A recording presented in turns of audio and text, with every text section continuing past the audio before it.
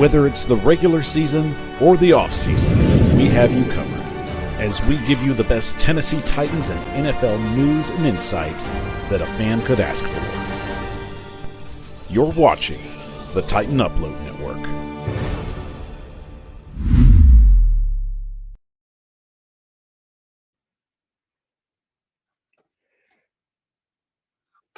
What's up, Titan Nation? Welcome in to the 615. It's your host, Lee Hillis, and today we are talking Titans, Steelers and then we're going to look at the Titans and the Bucs ahead of the matchup on Sunday. And then to go into the back end of the show, we are going to look at possible free agents for the Titans in 2024. But before we do all of that, let's go ahead and bring our special guest and our guest co-host in for the night, Tyler from Titans Time. Tyler, how are you? I'm doing great, Lee. Man, it's been a minute since I've been on here with you. But, of course, we're part of the Titan Upload Network, and all of us are putting out great work, working hard for this network, and, man, love talking Titans with y'all. I mean, there's nothing better.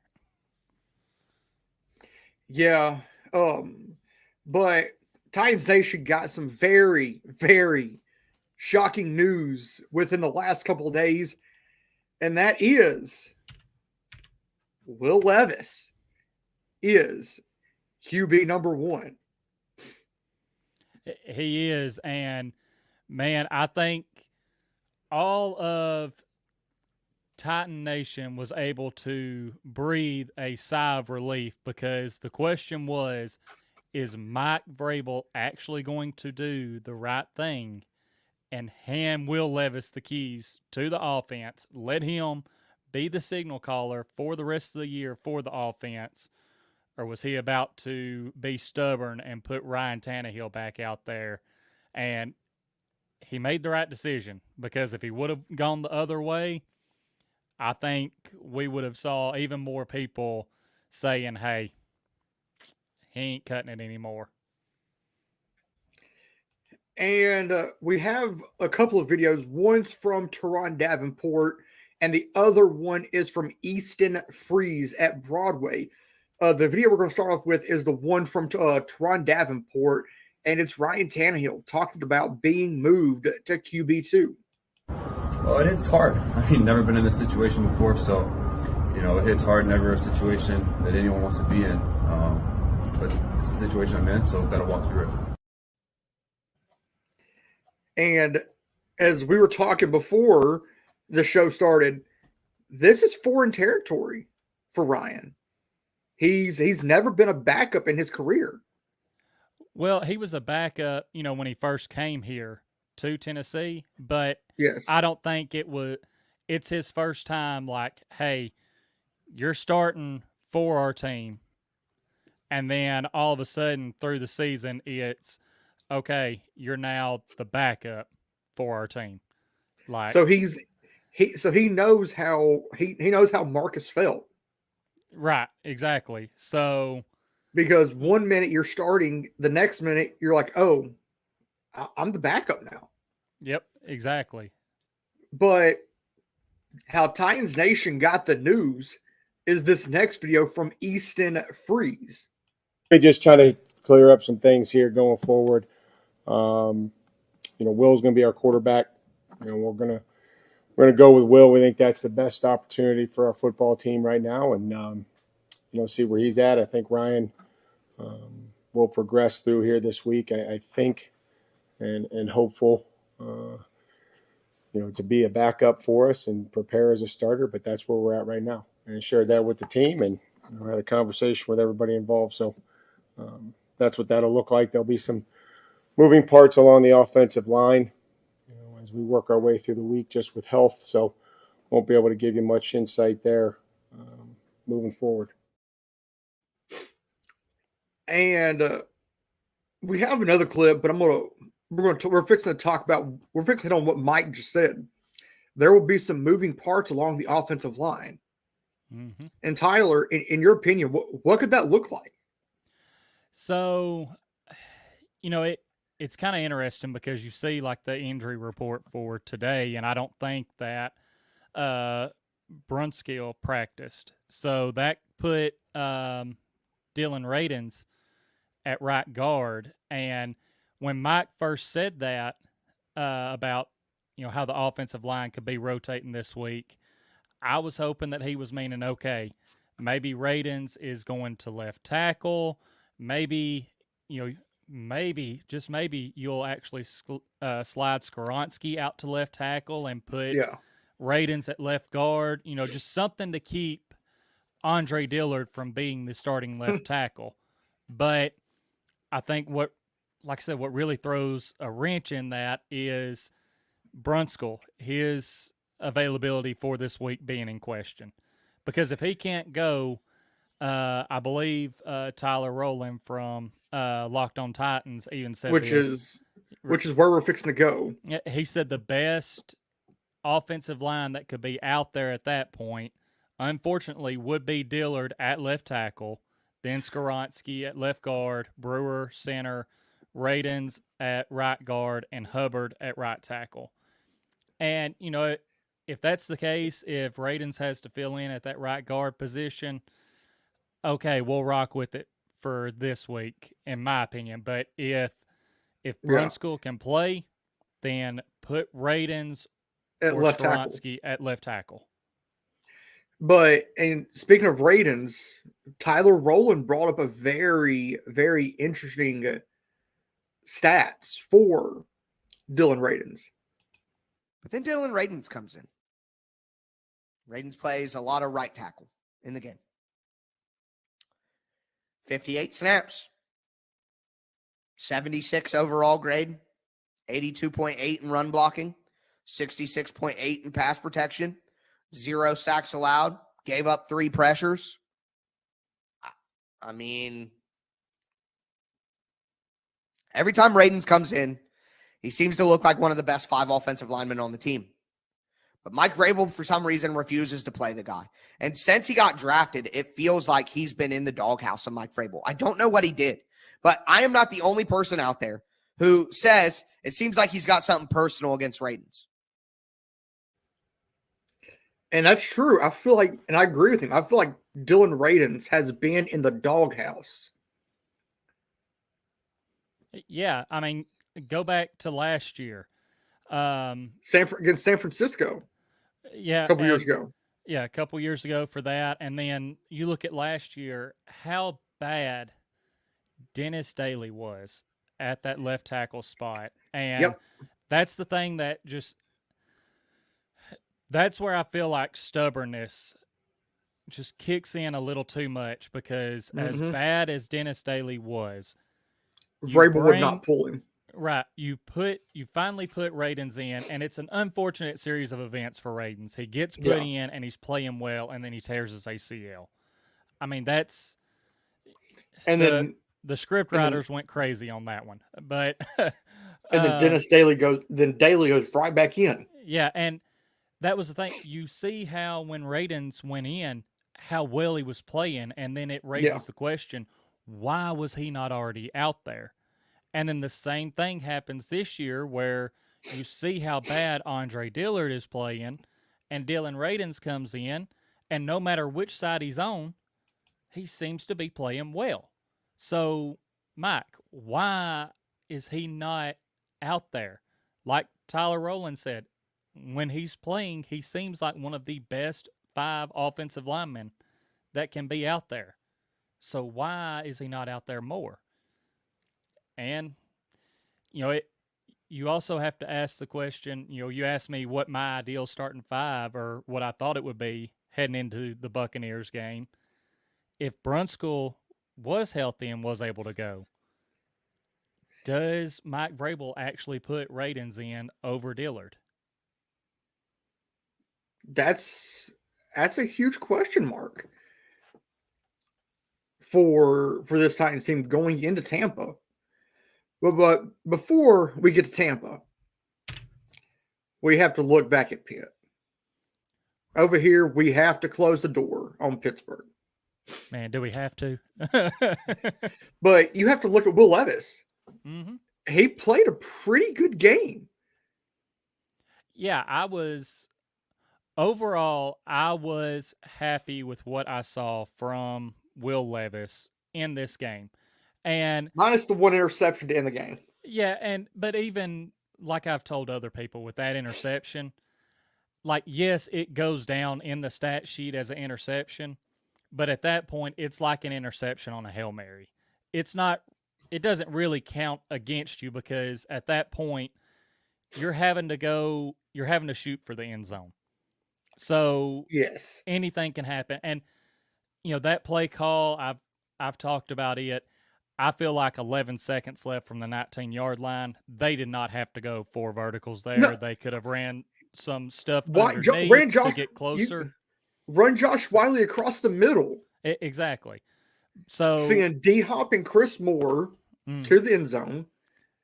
Wiley across the middle. You could have thrown Tajay on like a wheel route going in right behind DeAndre Hopkins. Yeah, I mean, there's, like I said, overall, I feel like Levis played well, especially when you take in all of everything that was heading into this game. He had that amazing debut. So then he had to turn around on a short week when on Thursday Night Football, all the bright lights are on him, hostile environment, and he's had all the media attention for the for the days leading up to that. So for him to take all that in and go in and play like that, yes, he had some misses, but he's a rookie. It's going to happen. Yes.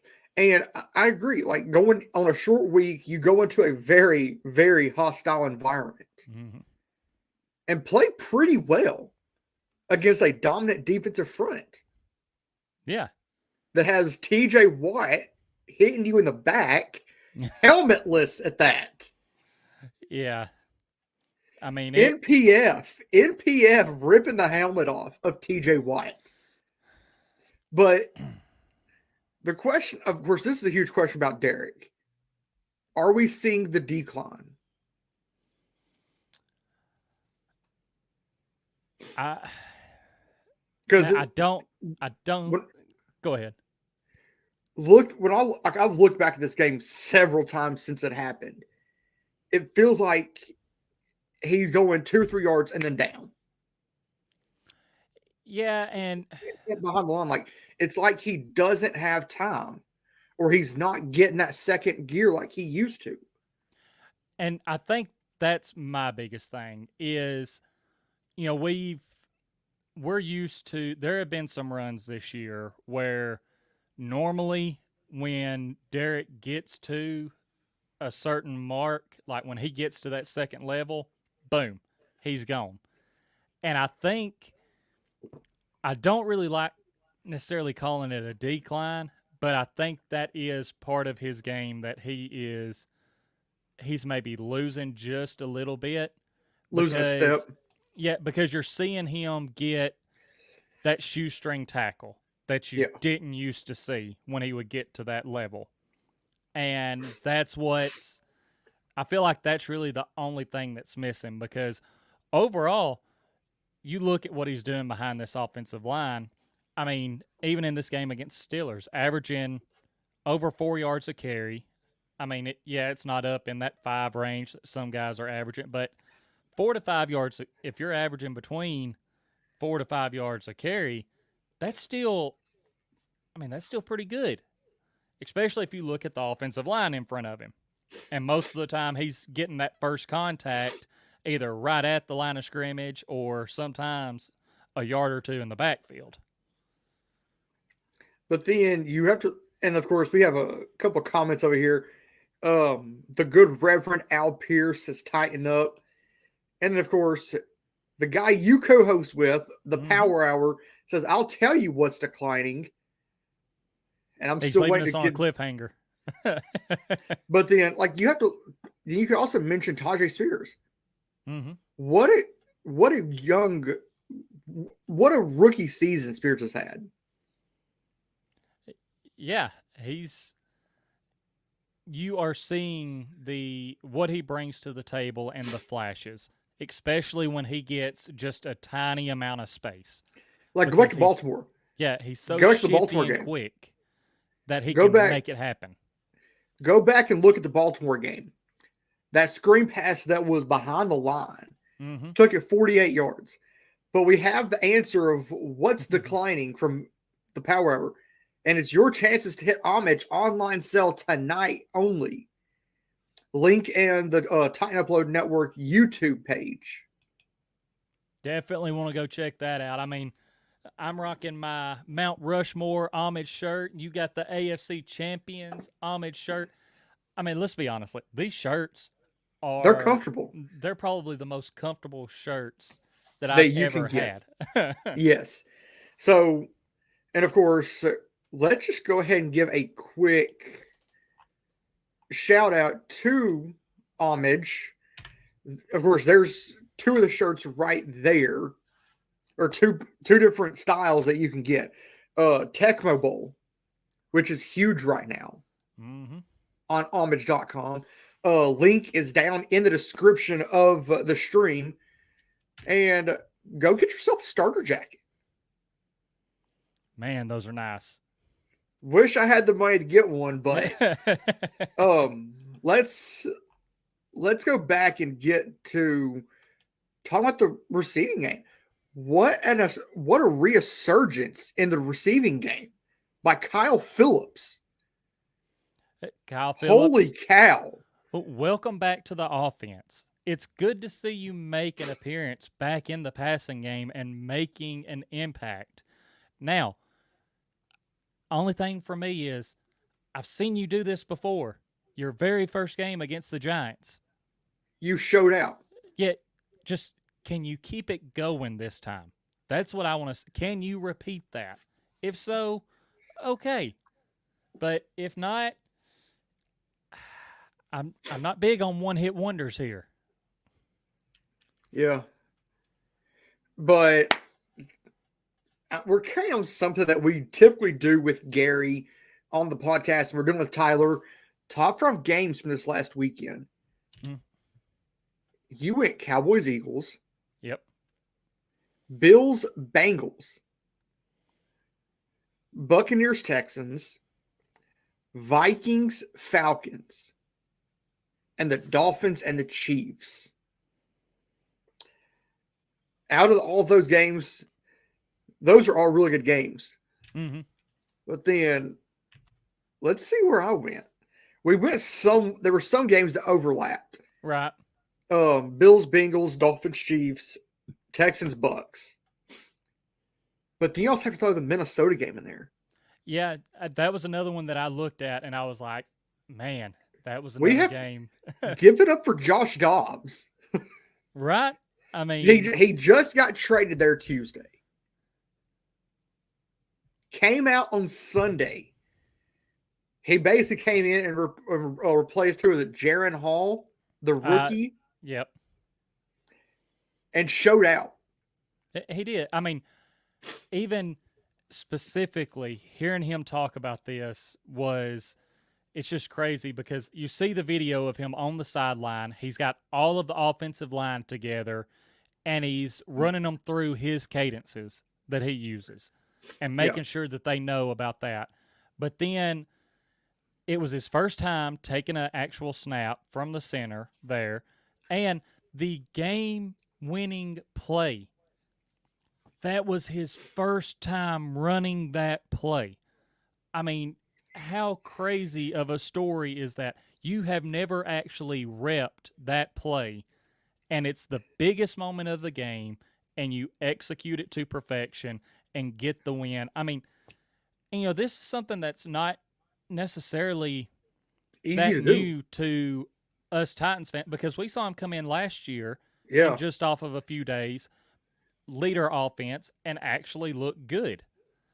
Did we win? No. No. But I think he come in before the Cowboys game. No, that was his first game. Yeah, the Cowboys game. That's what I'm saying. He came in within his first game 4 or was 5 the days. Cowboys. So, but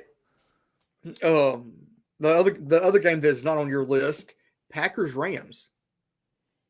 Yeah, I feel like the reason that I kind of left that one off is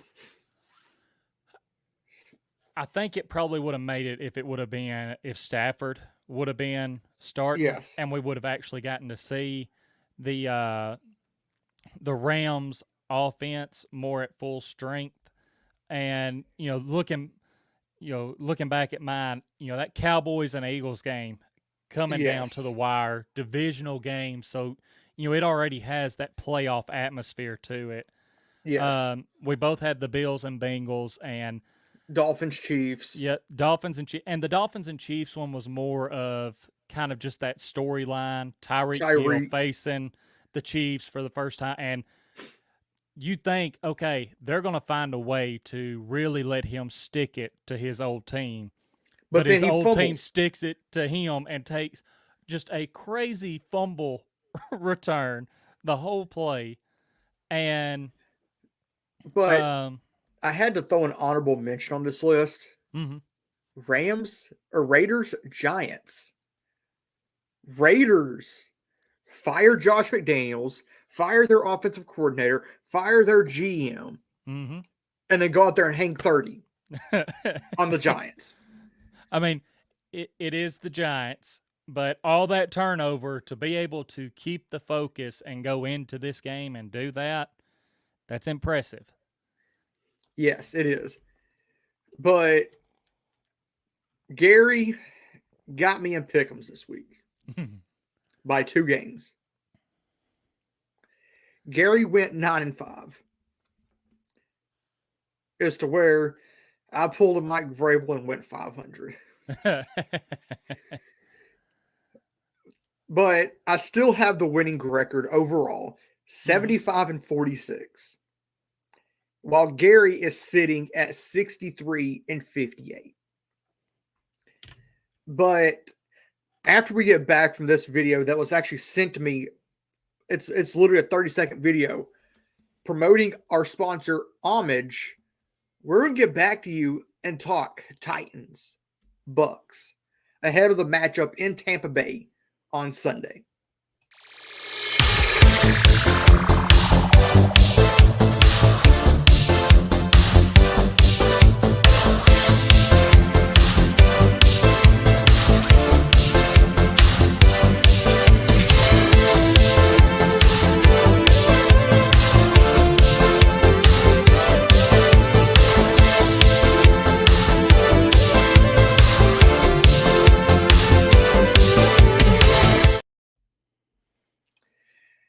And of course, a huge thank you to Michael Bishop for that video. But as I said, we're going to hit right here and jump right into talking Titans Bucks. And I'm going to go full screen on this.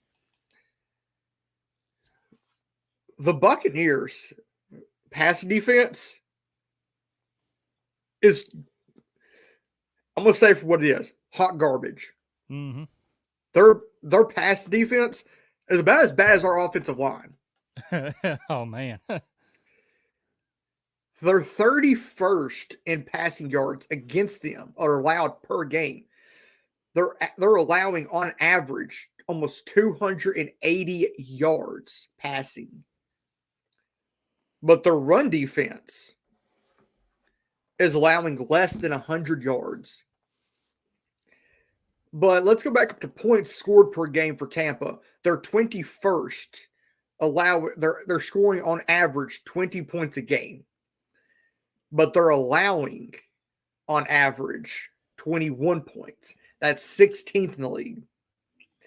Total yards per game on offense, they're averaging 311 yards of total offense. That's 25th. Offensively, they're 17th in passing yards per game with 233.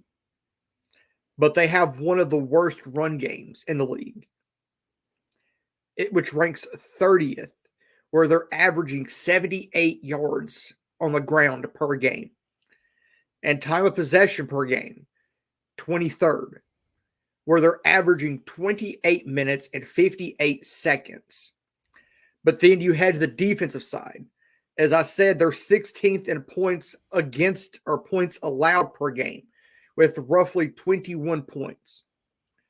Total yards against them per game, they're 29th, where they're allowing on average 373 yards. The majority of that is through the air, where they're allowing roughly 280 yards through the air against them per game. That's 31st. Their run defense is 8th in the league, where they're allowing roughly 93 yards on the ground. They're 16th in sacks, which is right where the Titans are with 21. But they're 12th in interceptions on defense with 7. But then you have to look at the Titans. Titans are 24th in points scored per game with 18.5 points. They're 21st in yards per game with 327.5 total yards per game. That's 21st. Passing yards per game, 213, 25th in the league. They're on average rushing the ball for 115 yards on average. That's 12th.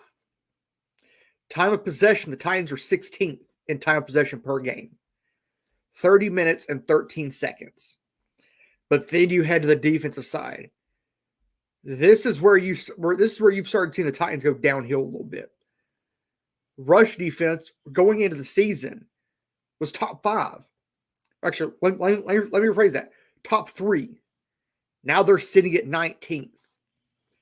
We're allowing on average 115 yards. We're allowing pretty much what we're rushing for per game on average. Pass defense has gotten a little bit better. They're 16th, allowing 223 passing yards per game. But the Titans' total yardage per game is 20th in the league, where they're allowing on average 338 passing or total yards per game. They're allowing roughly 20 points per game. That's 11th. As I said, Titans sack numbers is 16th in the league with 21. But that number at the very bottom, Tyler, is what is concerning to me. 2 interceptions on the whole season. 32nd in the league.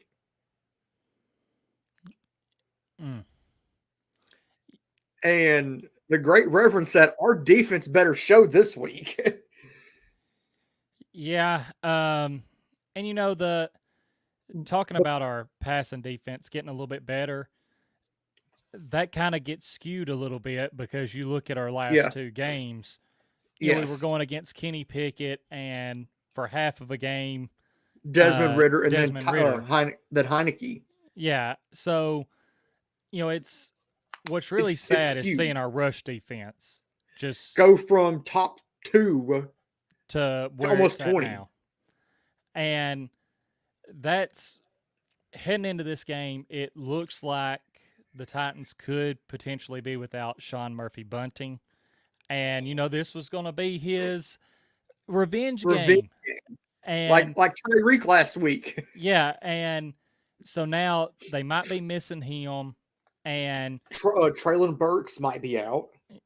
Yeah, and you look at our secondary and our defense, and it's going to be, can our defensive line get back there to Baker and actually get him down? Because we're going to be dealing with Mike Evans, and which, granted, Christian Fulton over the last 3 games has been playing a lot better. I think he's hearing what's being said. Probably so. But he's been playing a lot better. But then you still have Chris Godwin that you have to deal with. Yes. And that that's not an easy task. We got to get back there to Baker and disrupt him, throw him off his game. And like you said, looking at the Bucs side of things, their run defense is good, not allowing under 100 yards a game, but their pass defense is struggling. And we saw Will Levis is not afraid to throw that thing down the field. And I'm gonna say this, or the question for you is, could this be another breakout game for Levis? I think that this could be A repeat of Atlanta? I'm not going to go with a repeat of Atlanta. I think it's going to be kind of in between the Atlanta and the Steelers game. Yeah. I think we probably see him get I could see him getting a couple of touchdowns. Like you said, the Tampa Bay's defense ranks 12th in interceptions. So I could see them maybe getting an interception off of this time. It actually being one that kind of actually counts against him, like in the flow of the game. I could see them getting one, but I could also see him having another 250-yard day through the air. I'm gonna say this. My prediction for yards, looking at what they're allowing per game, right at 280. Mm-hmm. I could see him going for almost 300. I wouldn't mind seeing that. Because he's already sitting at 500 yards on the season. Yep. 4 touchdowns, 1 interception. I could see him being close to 8 touchdowns before the end of this game. Yeah, if I had to put a number on the yardage, because you also have to think of what kind of game plan Mike Vrabel is going to carry coming into this game. Is it going to be their typical try and set up the pass game by running the ball, or are they going to switch it up and try and set up the run game? And go like play action. Yeah, and just pass the ball right out the gate. I could see Levis having another, I'm going to say between 250 and 260 through the air. I think that you see him get I'm going to go with a touchdown through the air and the one on the ground. One on the ground. Because we saw him, take off just a couple of times, but not too many times. And I feel like that's one thing that, is kind of flying that's like the radar. Only thing. Yeah, that's the only thing kind of missing from his game in his 2 starts, because, not to completely jump back to the Steelers game, but that last play call where he threw the interception, that was another option given the play call that was called. We know Levis is athletic, and if you look at the still image, he could have escaped that pocket and I think probably ran for about 10 yards and got out of bounds. And I think that's going to be something that he, from studying that film, he's going to pick up on. And he's probably going to try and make a couple more plays here and there when he can with his legs. But then now we head to the fun part of the episode. Pick'ems for week 10. So you went Carolina. I did. This one was a tough one for me to pick because I really don't know week in, week out which Bears team is going to show up. Like, are they actually going to be somewhat decent? Are they going to be bad? Yeah. And I feel like they had their somewhat decent week this past week. So I think the Panthers get an upset.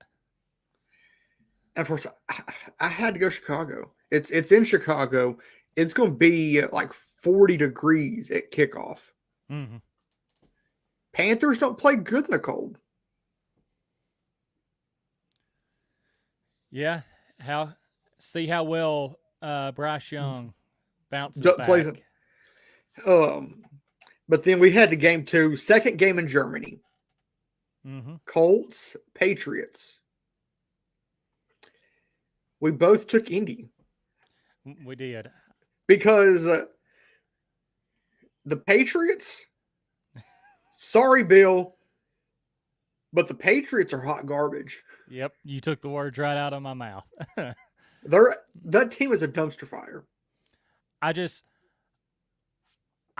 trust the Colts more than I do the Patriots at this point. Yeah, I don't trust Mac Jones to be able to lead that Patriots offense against a stout Colts defense. Yeah, and Gardner Minshew, he's Minshew mania. He's serviceable, and you got Jonathan Taylor and Zach Moss back there for that run game. And they then you also have Michael plays. Pittman. Yeah, Michael they got Pittman, Josh Downs. So I think the Colts get it. But then game 3, Texans at Cincinnati. Give me Houston. This was another game where because Stroud is playing out of his mind right now. He is. And and I've looked at the betting odds. He's favorited to win Offensive Rookie of the Year. That doesn't surprise me. Just with the way that he's played this year. When you're not even halfway through the season, and you already have over 2,000 yards in 6 weeks, mm-hmm. and you just throw your first interception in your first loss, or in the Panthers' first win, yeah, you have to think about being a possible candidate winner of Offensive Rookie of the Year. But then you have to go to the Cincinnati side of this game. Jamar Chase, Joe Mixon, Joe Burrow, T. Higgins. And you're probably fixing to say this. It feels like Cincinnati's picking up steam. Mm-hmm. They're getting hot at the right time. Yeah, and that's why I went with Cincinnati, because both of these teams, Stroud's playing out of his mind, but it seems like Cincinnati is really starting to hit their groove, which, granted, they may be without Jamar Chase, but I still feel like they have enough firepower in that offense that they can make it work. And the biggest – another reason why I gave Cincinnati the edge is because this game is in Cincinnati. Yes. So that crowd being into, I think they're just going to feed off of that more and find a way to get it done. I think last time I saw it, I think the spread was like 3.5, I think. Yeah. So, nothing too crazy. I think the Texans could potentially cover that spread, but the Bengals still get the win. But I think that this game, if Stroud can keep playing at the level he's been playing at most of the season, you could potentially be talking about a game of the week. Oh yeah, game right there. And then the next game you have Saints at the Vikings. Mm-hmm. Of course, we both went Minnesota. In my mind, if this game was in New Orleans, it could have went the other way. Yep. But it's in Minnesota. The Saints are not good on the road. I think they're 0-4 on the road. Sounds like the Titans, don't it? Yeah, it does. And then next game, you have Packers at the Steelers. Yeah. And of course, Tyler went Green Bay. I did. And the reason I went Green Bay is just because I feel like, that Steelers offense, even though they got the win against us, it was a 4-point win. Yeah, that Steelers offense is still just so mediocre. But the reason I went Pitt was because that defense. That defense it's a good defense, right? And I feel like they'll have no problem shutting Jordan Love down. And that's the biggest thing. when picking this game, it was I can Back see and it forth. going either way. Yeah. And that's how a lot of our picks have been this year. yeah, and I'm just like, you know what? I think Trust your gut. gut feeling that the Packers get it done just because I mean, we saw in the Titans and Steelers game, Kenny Pickett was missing some wide open dudes. Yes. But And then yeah. But now we get to our game of the week. Titans at Tampa. We both took Tennessee. we did. I will say this. You're probably because I could have went Tampa Bay with it being in Tampa Bay. Mm-hmm. But the reason I went Tennessee, the Titans need a bounce back game. Yep. This secondary, yeah, the interceptions, but the passing yards they're allowing. Yep. And I'm gonna say this to the Buccaneers. If you allow Will Levis to get hot, you will be able to stop him. If you allow this offense to get rolling, you're going to have your hands full. Yep. And I was like you. You could have gone Buccaneers because it's in Tampa. We have not. I mean, we haven't won a road game this year, and the reason I went with the Titans in this one is because you look at, even though it didn't get announced by Mike Vrabel for the Atlanta game coming out of the bye that Levis was going to be the starter, more than likely Levis knew. You knew. Yeah, Levis knew even in their off week that he was probably going to get the start. So yes. he's been preparing like the starter. So he had the bye week, had the week leading up to the game, and then he went and had that debut against a top 10 defense, statistically at that time, in the Falcons. Now, you come off of a Thursday night game, and they talk about it being getting a mini bye. And that's why I gave the edge to the Titans, because you essentially give Will Levis a couple of more days to prepare for this like a game. 9-day rep. Yeah, it's like 9 days. So I feel like that gives them a little bit of an edge, and the Titans they're hungry for wins, but they're really hungry for a road win. Yes. And I could just see it being this week. And then you go to another matchup that is featuring an AFC South team. Mm-hmm. Niners at the Jags. The Jags are 6-2 right now. They are. They are a top 3 team right now in the conference. The question is, can the Niners knock them down to size? And both of us think so. Yeah. Honestly, this was another one where I was like, because it being in Jacksonville, so the 49ers, they got to come all the way across the country from the Bay Area to Jacksonville to play. And even in the jet lag. Yeah, the jet lag, the Niners have dropped 3 in a row. Yes. And I'm going to say this, jet lag, it's crazy. Even just going from one time zone to the other to the next one.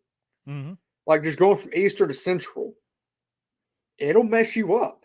Yep.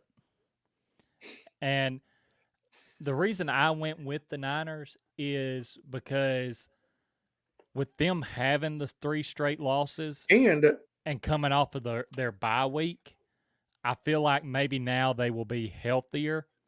And it looks like Deebo Samuel. It looks like Deebo Samuel will be back. Yeah, so that'll make a difference. But then we head to the second column. Browns at the Ravens, a battle in the AFC North. We both took Baltimore. Mm-hmm. As bad as it hurt to take Baltimore. And then the next game down, Atlanta at Arizona. We both took Atlanta. Mm-hmm. But then here's the game that's going to need some discussion. Lions at the Chargers. Yep. The way I looked at this, you went Detroit, but as I was saying, the way I looked at this, the Lions are having to go from Detroit to the West Coast. Yep. And that's what, 12, maybe like 12, 13 hours before kickoff.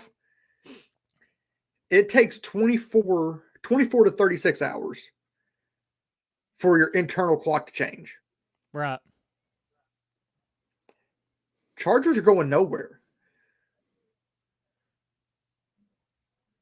That's why I went the Chargers. And I'll tell you, the reason that I went with the Lions Jared Goff. is no, a different name. Brandon Staley. I just don't trust that Brandon he Staley. can. The Chargers are a team where over the last couple of years they have had the Close talent game. there, And they've choked it. they choke it away, whether it be time management, just bad decision, whatever. So you have a Lions team, and if I'm remembering correctly, the Lions are coming off a bye as well, aren't they? I think so. So, Dan Campbell, Yes. you had a Lions team that was already playing well. Now they get their week of rest. Dan Campbell Amon-Ra gets that St. team Brown. fired up. Amon-Ra's had time to heal up now. I just feel like this team is going to come out swinging. Jahmyr Gibbs. Mm-hmm. So Aiden Hutchinson. I feel like they can maybe – this is another game that has game of the week potential. Yes. And I gave the edge to the Lions in it. And then next game down, we both went Dallas in New York. The Giants are god-awful. Yeah. Yep. Next game down, Commanders at Seattle. We both went Seattle. Commanders, there's a lot of question marks for this team. Mm-hmm. One of the big question marks is head coach. I've heard a few, I don't want to say rumors, but I've heard some things swirling. One of them is Ron Rivera could be gone after the season. Mm-hmm. And let's just say the Patriots find a way to win. You could get a Belichick trade to Washington. And then we've heard the stories throughout the last couple of weeks from the Boston Globe. Vrabel to the Patriots.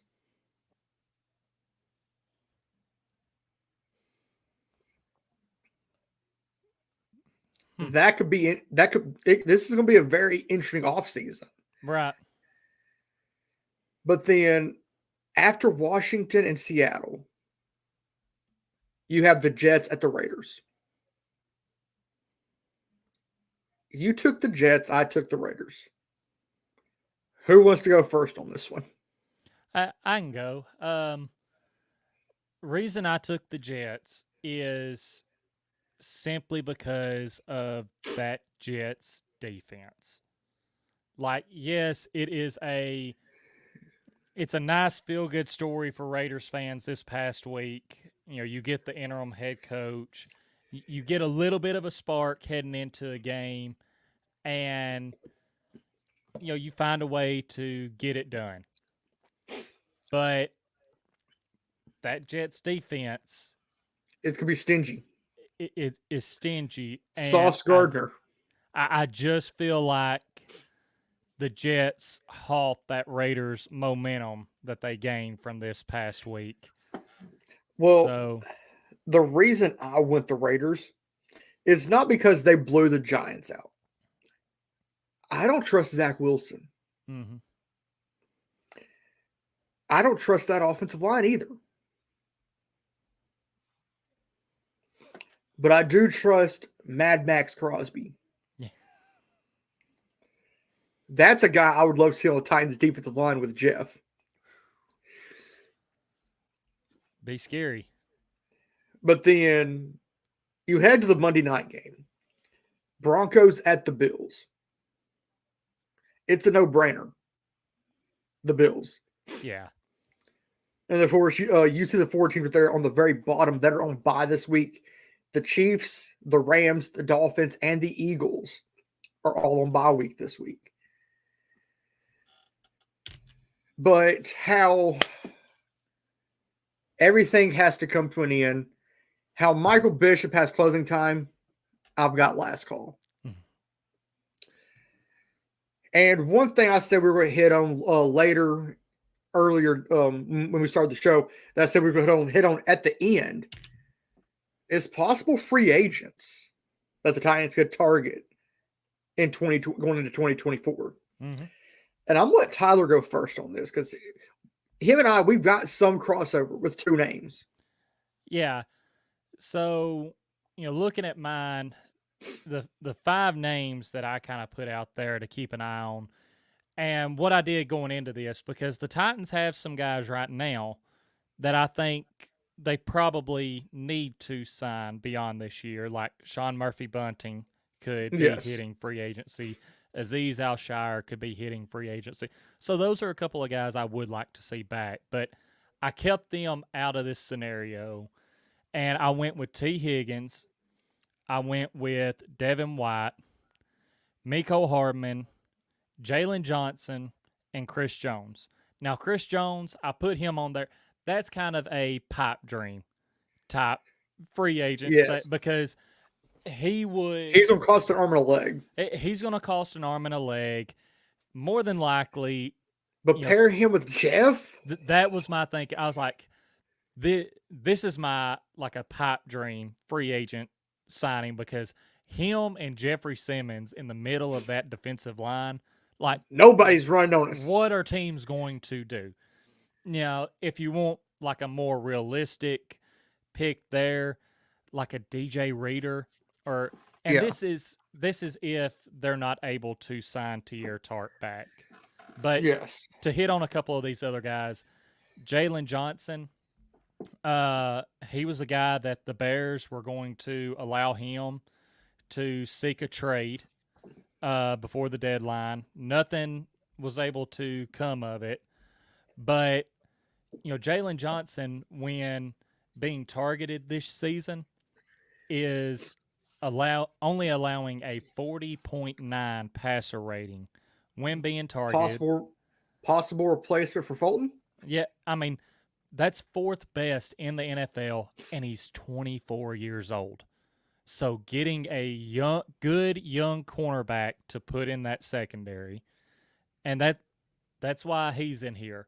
Now, T. Higgins, that one's kind of a given. We've saw how our wide receivers are up and down. T. Higgins is, you look at that Bengals offense, it's not really a wide receiver 1, wide receiver 2 situation. It's a wide receiver 1A, 1B. wide receiver 1B. You bring T. Higgins into the mix with this Titans offense. If DeAndre Hopkins is still here next year, Cincinnati won't be able to sign him. If they re-sign Jamar Chase, they won't be able to keep all 3. Right. Like, they'll probably have to let T. Higgins and Tyler Boyd walk. So, and out of those 2, Higgins, if I'm right, he's younger than Boyd, and I mean, he's a massive target. Don't forget, T. Higgins is a Tennessee boy. He is. Went to Oak Ridge. But Michael Bishop threw another name in here. Mm-hmm. Brian Burns. Yep. From Carolina. Would be a nice fit in there with Jeff.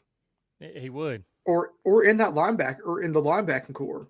Move him inside. Mm-hmm. Yeah, Brian Burns would be one that you could watch out for. And I threw Devin White in as a linebacker. Yes. Devin White, and you look at Tampa Bay, they got Devin White and Levante David. Both of those guys are set to be free agents in 2024. But you have to look at the younger of them. Yeah, Devin White is younger. So And that's what I'm looking at when I'm looking at these free agents. I'm looking at some of these younger guys mainly that could come and be pieces for this team for several years going forward and really help this team out. And Mecole Hardman, that's more of just the take the Speed. top off of the defense. And the Titans outside of D-Hop don't have that. Exactly. And you can even put him, and I know Titans fans, this hits home a little bit because of the Kyle Phillips experience, putting a receiver back there as a punt returner. But Mecole Hardman has that experience. Yeah, he has that experience doing it at this level. Look at what he's done for the Chiefs returning punts right now. Yeah. I mean, he can flip the field for you there. But of course, I looked at 5 different positions. What my top 5 at each position. I looked at tackle or specifically offensive line. Because that's one place that we really, truly have to look. Mm-hmm. My top 5 on the offensive line, I went Tyron Smith from Dallas. Mm-hmm. Trenton Brown from New England. Isaiah Wynn from Miami. Donovan Smith from Kansas City. Mm-hmm. And why not have a homecoming? David Questenberry in Minnesota. But then I also looked at running back. You also have to think like Derek may not be here next year. Right. So you're going to need that person that balances out that perfect piece to go with Tajay Spears. And that's where my top 5 came in at. Josh Jacobs. Maybe Saquon. Or you go to Baltimore and get a guy like J.K. Dobbins. A.J. Dillon out of Green Bay. Mm-hmm. Or have another homecoming to the Middle Tennessee area, Keyshawn Vaughn, who went to college at Vandy. And I want to touch on that list for the running backs right quick because, and I want to put this out there first. Because you mentioned Derrick Henry may not be with this team after this year. I wouldn't mind seeing Derrick Henry with this team next year if it was a very team-friendly deal for the next couple of years. Like, I'm talking, if it's in that like a $5 role million, play. yeah, if it's in that $5 million range, I could be fine with that. Now, Josh Jacobs and Saquon Barkley, they're still at that point where they're going to be commanding, they're going to want the bag wherever they can get the bag at. But a name that you did have on here that could, kind of fill that role opposite of Tajay Spears is A.J. Dillon. He's going to be a guy that doesn't command a lot of money because he still has power. Exactly. So that was a name when I saw that popped off to me. And then let's go look at wide receiver. Mike Evans. Yes, there might be a little bias there with me being with me being an A&M guy. But if you look at what Mike Evans has done in this league, he's had, I think it's 9 straight 1,000-yard seasons.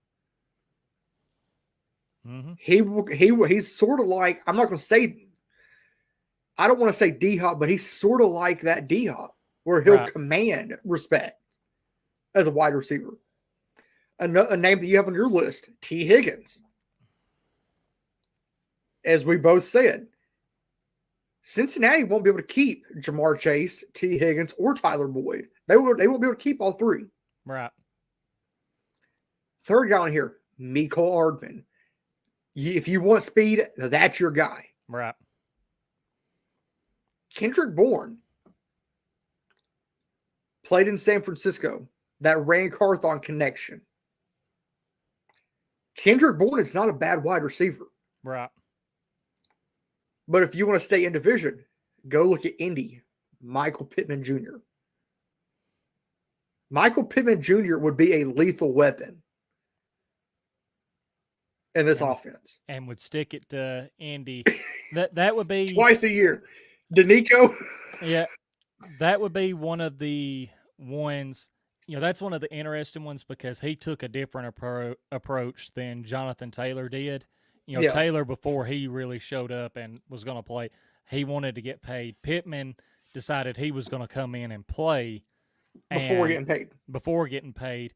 So, he's one of those guys that I'm like, okay, I don't know if Indy's really going to let him walk and hit that market.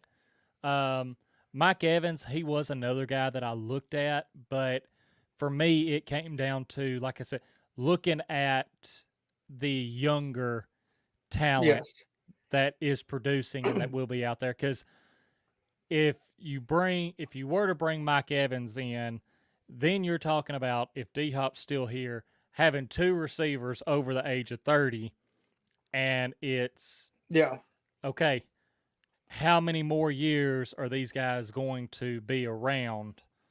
And so that's why I went more with the T. Higgins route. But my thought process with this, put D-Hop to the left, Evans to your right, slide Traylon into the slot.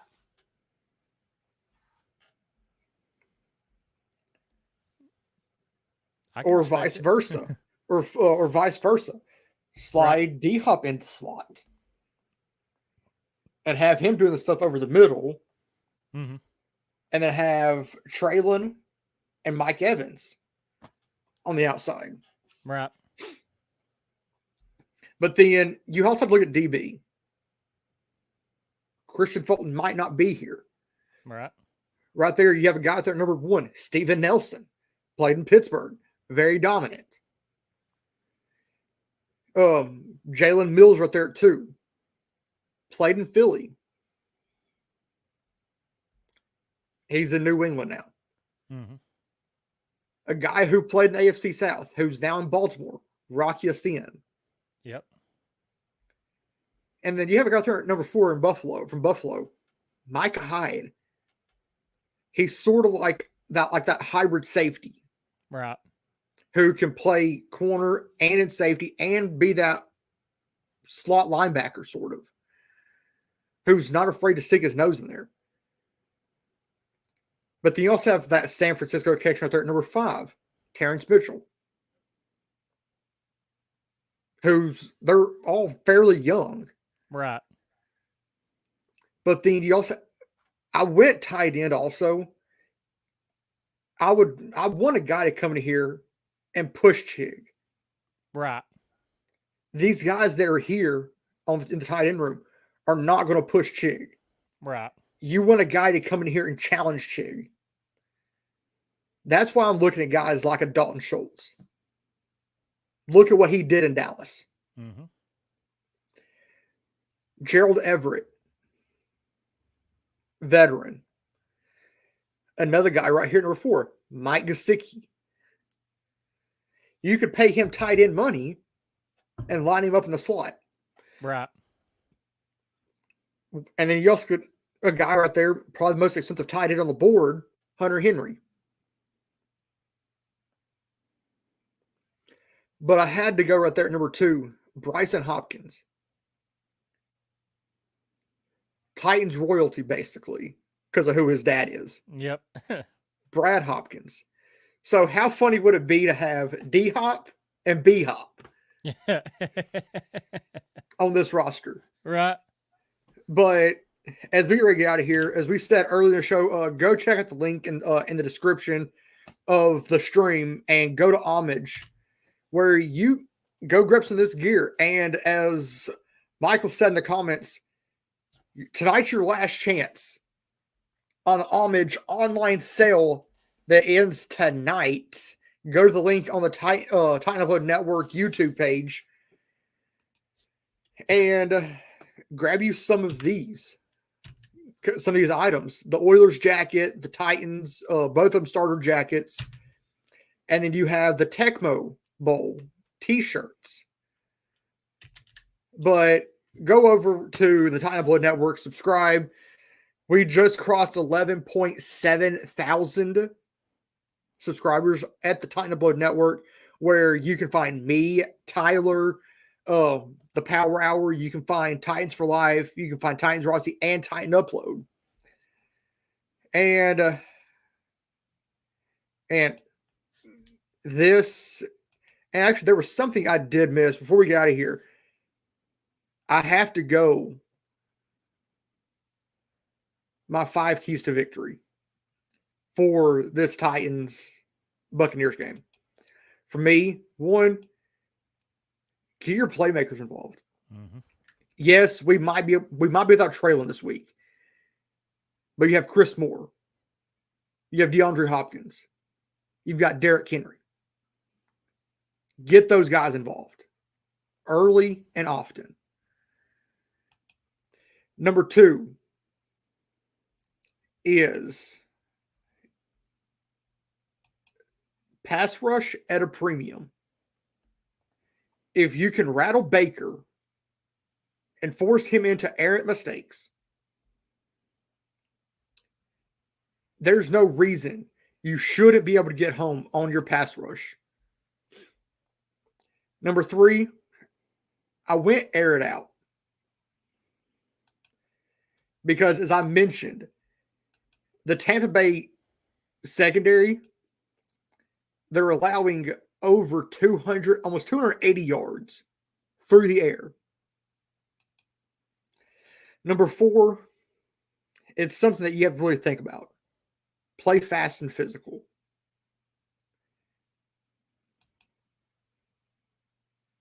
And I have no clue why this is not working now.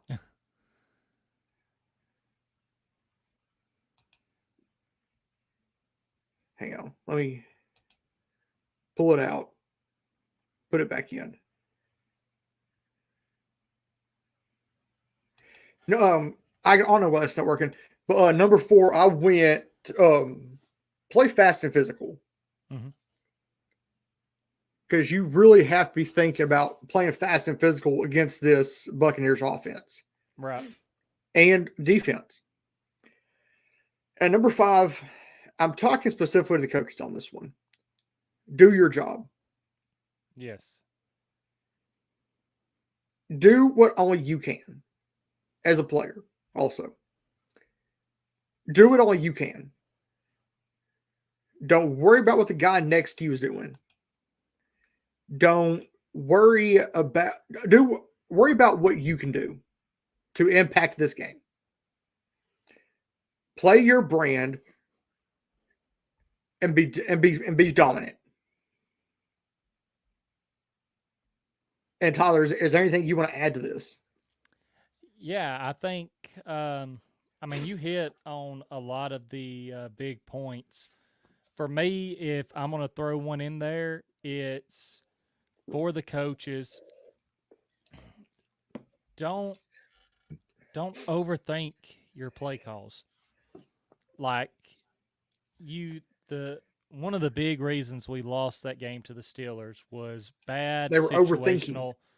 Bad situational play calling. Gotta do better with that. So don't try and get too cute with it. Like, no cuteness. Yeah, just I'm trying to think of the right words. You have the KISS method. Keep it simple. Like, just don't take it Keep out it of so simple. Yeah. Don't take it out of Levis's hands if he is heating up and lighting up that secondary. Like, don't take it out of his hands. You know that this team has a bad pass defense. Take advantage of it. And I've got an acronym, LLC. Let Levis cook. I like that. But yeah, as we get ready to get out of here, again, Tyler, thank you for stepping in. Mm-hmm. Of course. And of course, Tyler and I, we're both part of the Titan Upload Network. And as I always like to say, stay classy and tighten up. Tighten up.